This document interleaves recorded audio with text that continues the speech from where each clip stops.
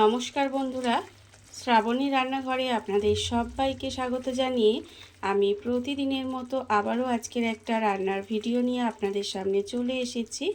আজকের আমি আপনাদের চিংড়ি মাছ দিয়ে একটা অসাধারণ রেসিপি বানিয়ে দেখাবো। আশা করি আপনাদের ভালো লাগবে। তার জন্য কিন্তু আমার পুরো ভিডিওটা আপনাদের দেখতে হবে। আর দেখা শুরু করার আগে একটা লাইক দেবেন, সুন্দর একটা কমেন্ট করবেন আর শেয়ার করতে ভুলবেন না।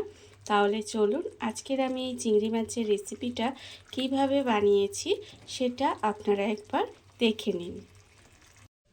রান্নাটা করার জন্য প্রথমে আমি এখানে দেখুন বেশ কিছুটা চিংড়ি মাছ নিয়ে নিয়েছি। আর চিংড়ি মাছগুলোর কিন্তু খুব ভালোভাবে খোসা ছাড়িয়ে রেখেছি। আর এখানে দেখুন লেজের দিকটা একটু করে খোসা রেখে দিয়েছি, এতে দেখতে ভালো লাগবে সেই জন্য।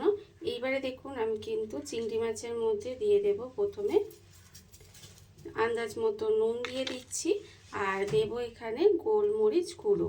এখানে কিন্তু অল্প সামান্য একটু গোলমরিচ গুঁড়ো দিয়ে দিলাম। দিয়ে এবার চিংড়ি মাছের মধ্যে এটাকে খুব ভালোভাবে মাখিয়ে নেব। এটা কিন্তু খুব ভালোভাবে চিংড়ি মাছের মধ্যে মাখিয়ে নিতে হবে। আর আমি প্রতিদিনের মতো আপনাদের একটা কথাই বলবো যে প্লিজ আমার ভিডিওটা আপনারা টেনে টেনে দেখবেন না, পুরো ভিডিওটা দেখুন, আশা করি আপনাদের ভালো লাগবে। দেখুন আমি কিন্তু প্রথমে এখানে চিংড়ি মাছের মধ্যে নুন আর গোলমরিচ গুঁড়োটা মাখিয়ে নিয়েছি। আর অন্যদিকে দেখুন গ্যাসটা অন করে একটা কড়া বসিয়ে দিয়েছি। এইবারে আমি কড়ার মধ্যে দেব অল্প সামান্য একটু সর্ষের তেল। অল্প সামান্য একটু সর্ষের তেল দিয়ে দিলাম। দিয়ে তেলটাকে প্রথমে একটু গরম হতে দেব। তেল কিন্তু প্রথমে একটু গরম করে নিতে হবে। আর আমার চ্যানেলে নতুন বন্ধু পুরনো বন্ধু সবাইকেই বলছি আমার তরফ থেকে অনেক অনেক ভালোবাসা। নতুন বন্ধুদের বলবো যদি আমার চ্যানেলটা সাবস্ক্রাইব করেন তাহলে পাশে থাকা বেল বাটনটা অবশ্যই প্রেস করে দেবেন, যাতে আমি যখনই কোনো নিত্য নতুন ভিডিও আপলোড করব সবার প্রথমে আপনাদের কাছে নোটিফিকেশান চলে যাবে এবং আপনারা আপনাদের সময় মতো ভিডিওটা দেখে নিতে পারবেন। আর পুরনো বন্ধুদের বলবো এইভাবে আমার পাশে থাকার জন্য, আমাকে এগিয়ে যেতে সাহায্য করার জন্য আপনাদের অসংখ্য অসংখ্য ধন্যবাদ। দেখুন এইবারে তেলটা আপনাদের সাথে কথা বলতে বলতে গরম হয়ে গেছে।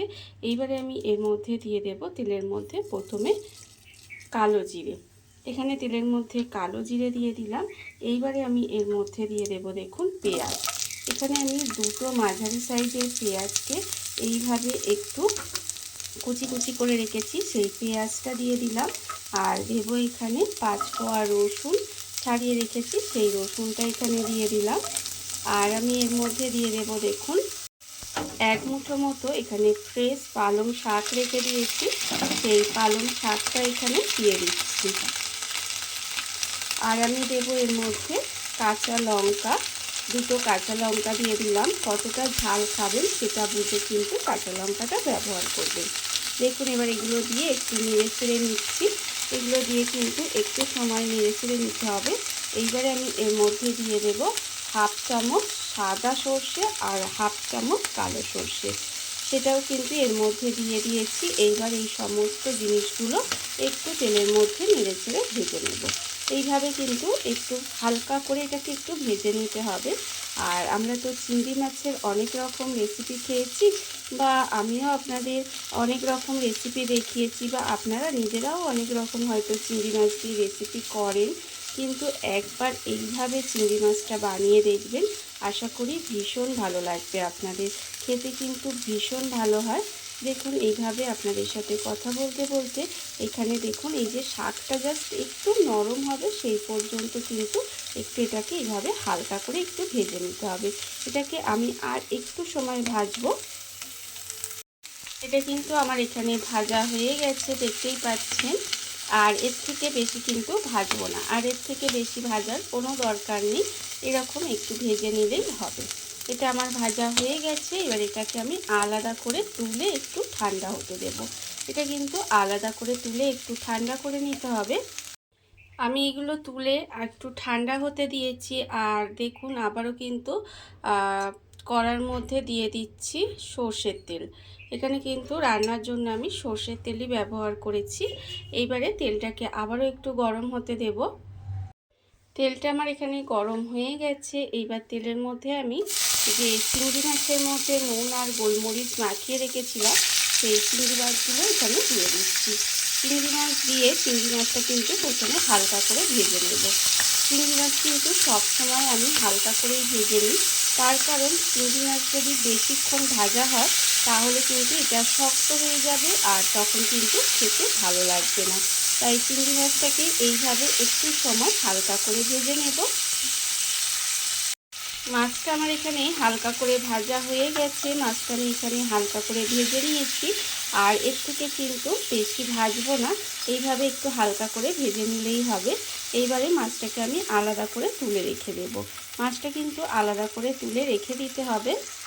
মাছটা আমি আলাদা করে তুলে রেখে দিয়েছি, আর অন্যদিকে দেখুন মশলাটা করব বলে মিক্সি জার নিয়ে নিয়েছি।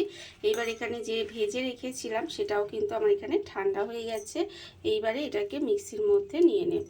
এটাকে কিন্তু এইভাবে একটু মিক্সির মধ্যে নিয়ে নিতে হবে। দেখুন আমি কিন্তু এটাকে মিক্সির মধ্যে নিয়ে নিলাম, আর আমি এর মধ্যে দিয়ে দেব, এখানে কিন্তু আমি ডান্ডি সমেত এখানে 1 মুঠো মতো ধনে পাতা রেখেছি, সেই ধনে পাতাটাও এর সঙ্গে দিয়ে দিলাম। ধনে পাতাটা কিন্তু এর সঙ্গে ভেজে দেবেন না, এইভাবে একটু কাঁচাই দেবেন, তাহলে গন্ধটা ভালো লাগবে। এবারে এটাকে ভালোভাবে পেস্ট করে নেব। এই মশলাটা কিন্তু খুব ভালোভাবে পেস্ট করে নিতে হবে। মশলাটা আমার এখানে রেডি হয়ে গেছে। মশলাটা আমি এখানে রেডি করে নিয়েছি। আর অন্যদিকে দেখুন এখানে কিন্তু যে মাছটা ভেজে তেলটা রেখেছিলাম সেই তেলের মধ্যে, মানে তেলটা এখানে এই তেলেই রান্নাটা করব। এইবারে আমি এই তেলের মধ্যে দিয়ে দেব, দেখুন প্রথমে একদম সামান্য একটু কালো জিরে ফোড়ন দেব। খুব অল্প সামান্য একটু কালো জিরে ফোড়ন দিলাম। ফোড়ন দিয়ে ফোড়নটা ভেজে নেব। ফোড়নটা কিন্তু খুব ভালোভাবে ভেজে নিতে হবে। আর যখন দেখবেন ফোড়ন থেকে একটা সুন্দর গন্ধ বেরোচ্ছে ভাজা হয়ে, তখন কিন্তু আমি এর মধ্যে দিয়ে দেব এই যে মশলাটা। যে মশলাটা আমি এখানে বানিয়ে রেখেছিলাম সেই মশলাটা কিন্তু এর মধ্যে দিয়ে দেব। মশলাটা আমি এর মধ্যে দিয়ে দিলাম। দিয়ে এবার এটাকে একটু ভালোভাবে কষিয়ে নেব। তেলের মধ্যে মশলাটা দিয়ে কিন্তু খুব ভালোভাবে একটু কষিয়ে নিতে হবে। এটা কিন্তু একটু সময় গ্যাসটাকে লোতে দিয়ে এইভাবে একটু খুব ভালোভাবে কষিয়ে নেবেন। মশলাটা আমি এখানে ভালোভাবে একটু সময় কষিয়ে নিয়েছি। দেখুন এটা কিন্তু এইভাবে একটু মশলাটাকে কষিয়ে নিতে হবে। এইবার আমি এর মধ্যে দিয়ে দেব আন্দাজ মতো নুন। এখানে আমি আন্দাজ মতো নুন দিয়ে দিলাম, আর সামান্য একটু লঙ্কার গুঁড়ো দেবো। যেহেতু কাঁচা লঙ্কা দেওয়া আছে তাই খুব বেশি লঙ্কার গুঁড়ো দিলাম না। আর অল্প সামান্য একটু 2-4 দানা চিনি দিলাম, এতে স্বাদের একটা ব্যালেন্স হবে, খেতেও ভালো লাগবে, সেই জন্য অল্প একটু চিনি দিয়েছি। তবে আপনারা না চাইলে নাও দিতে পারেন। এবার সমস্ত কিছু দিয়ে কিন্তু আবারও কিন্তু মশলাটাকে একটু সময় নিয়ে কষিয়ে নিতে হবে। এটা কিন্তু একদম তেল ছাড়া পর্যন্ত খুব ভালোভাবে এটা আরেকটু সময় কষিয়ে নেব। মশলাটা কিন্তু আমি এখানে ভালোভাবে কষিয়ে নিয়েছি, আর দেখতেই পাচ্ছেন মশলাটা থেকে তেলটাও ছেড়ে দিয়েছে। যখন এইভাবে মশলা থেকে তেলটা ছেড়ে দেবে তখন এর মধ্যে দিয়ে দেব এই যে মিক্সিতে জল, মানে মিক্সির মধ্যে অনেকটা মশলা লেগেছিল, সেই মশলাটা ধুয়ে এতে জল দিয়ে দিলাম। আর কিন্তু বেশি জল দেব না, এতে খুব বেশি জল দেওয়ার দরকার নেই। এইবারে এটাকে একটু গ্রেভিটাকে ফুটতে দেব। এই গ্রেভিটাকে কিন্তু একটু সময় ফুটতে দিতে হবে। ঢাকা দিয়ে দেব, এখানে ঢাকা দিয়ে ভালোভাবে ফুটিয়ে নেব। ঢাকা দিয়ে কিছুক্ষণ এইভাবে গ্রেভিটা আমি ফুটতে দিয়েছিলাম, আর দেখুন এখানে কিন্তু গ্রেভিটা ভালোভাবে ফুটে গেছে। এটাকে কিন্তু খুব ভালোভাবে এইভাবে একটু ফুটিয়ে নিতে হবে। যখন দেখবেন ভালোভাবে ফুটে গেছে তখন এর মধ্যে দিয়ে দেব এই যে চিংড়ি মাছটা আমি হালকা করে যে ভেজে রেখেছিলাম সেই চিংড়ি মাছটা এর মধ্যে দিয়ে দিলাম। দিয়ে এবারে এটাকে কিন্তু একটু সময় রান্না হতে দেব। এটা কিন্তু এইভাবেই একটু সময় রান্না করে নিতে হবে। চিংড়ি মাছটা দিয়ে কিন্তু এইভাবে কিছুক্ষণ রান্না হতে দিয়েছিলাম, আর দেখুন এর ফলে কিন্তু রান্না আমার একেবারে রেডি হয়ে গেছে। এইবারে আমি গ্যাসটা অফ করে দেব, আর আপনাদের পরিবেশন করে দেখাবো ঠিক কেমন হলো। দেখুন বন্ধুরা, বাড়িতে থাকা কত অল্প উপকরণে কত অল্প সময় কত সুন্দর একটা চিংড়ি মাছের রেসিপি তৈরি হয়ে গেছে, আপনারা দেখতেই পাচ্ছেন। আর এটা কিন্তু খেতে ভীষণ সুন্দর হয়। এইভাবে আপনারাও একদিন হলেও বাড়িতে বানিয়ে দেখতে পারেন। আর এই ভিডিওটা যদি আপনাদের ভালো লেগে থাকে, আপনারা আমার চ্যানেলটা সাবস্ক্রাইব করে এইভাবে আমার পাশে থেকে যেতে পারেন। তাহলে চলুন, আজকের ভিডিওটা এই পর্যন্তই। নমস্কার।